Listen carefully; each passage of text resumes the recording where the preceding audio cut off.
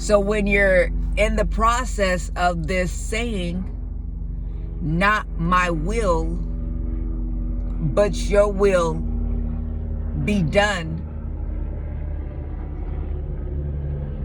it's so important that you understand what has to happen on the other side of that. So the letting the will be done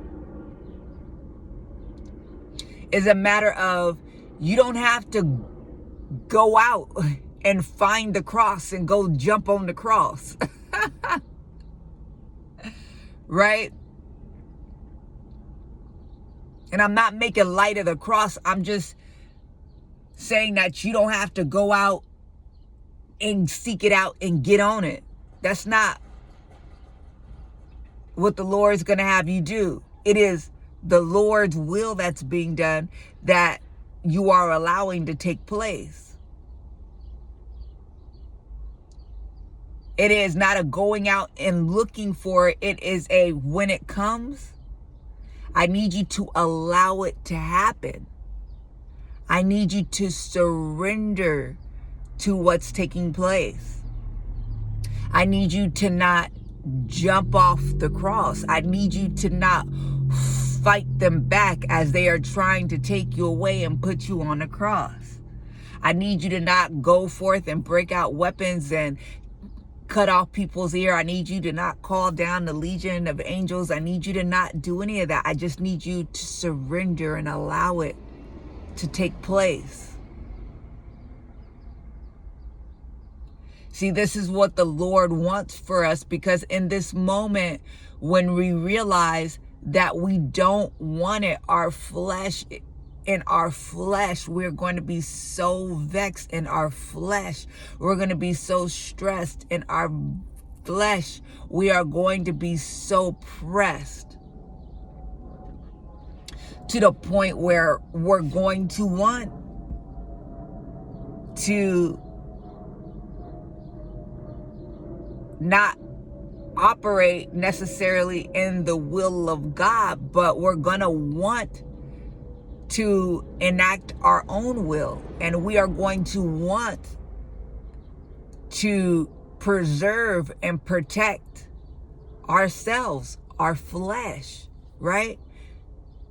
The flesh was weak because the flesh knows it is what is on the chopping block, for lack of better words, right? It's the thing that's about to be crucified. The spirit is willing because the spirit's going to live. It's the flesh. It's the flesh that's going to fight because it doesn't want to die.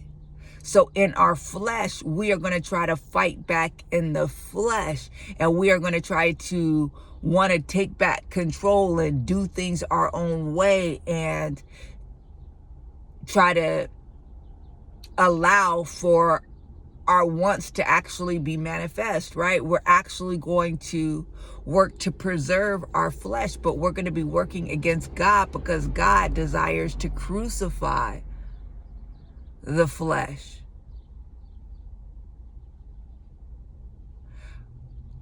But nobody wants to go through the excruciating act of dying. And when I say I'm generalizing, right? There's probably some sadistic people out there that want to do that, but I'm talking about as a whole. So I shouldn't say everybody. I would say on a whole. Nobody wants to be crucified. Nobody wants to, on the whole, people on the whole, let's go back to that, want to experience the pain and the agony of crucifixion. I'm not just talking about death. I'm talking about the worst kind of death, crucifixion. Nobody wants to go through that level of torment. So we don't have to play this game like, oh no, I really want to do this. No. God understands you don't want to do it. He's okay with that. So be honest with him and tell him, I don't want to do it. That way he could take that and he could walk you through this understanding and provide you with revelation so his will can still be done. And that is the understanding that I know you don't want to do it. You don't have to want to do it to do it. All I want you to do is recognize that your will is apart from my will and say, not my will, but your will be done. And just surrender. There are things that are happening in your life, in your world, to where it seems like it's all falling apart. What does it look like? Death in so many areas. And because it looks like death in so many areas, you could try to feel like I need to get involved and do whatever it takes to keep these things alive, to resuscitate them. And God is like, I need for them to die. If you could just watch the things die. Yeah. See, I will resurrect you, and I will resurrect life. But you got to understand, it won't be the same as it once was. See, Jesus came back and returned in his glorified body. They didn't even recognize him. And the life that I give you, you won't even recognize. So don't think that you are giving up just so those same exact things can come back. I've got new life for you. I've got new things for you. But in that process, you've got to surrender. Do you understand? You have to surrender and allow it to happen. I'm taking you on a journey.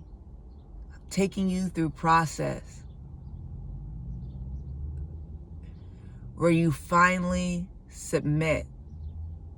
You finally surrender your will to mine. But first, you got to get past the reality that you don't have to want to. You don't have to desire to.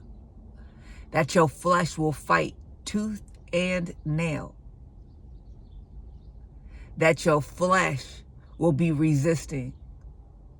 But you have to keep surrendering your flesh to the Spirit.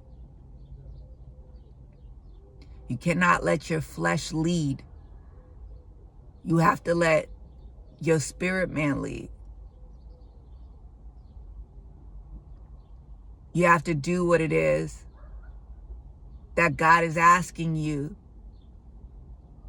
to do, with the understanding that you're not going to want to. It's not going to feel good.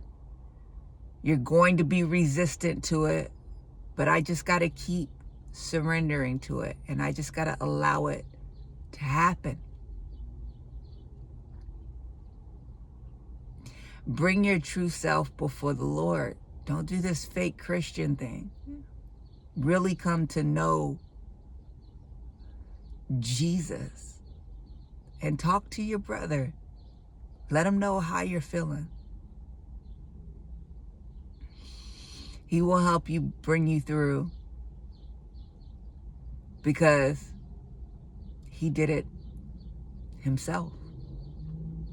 Don't go ask your brother, your sister, your mom, your dad, your best friend, your husband, your wife.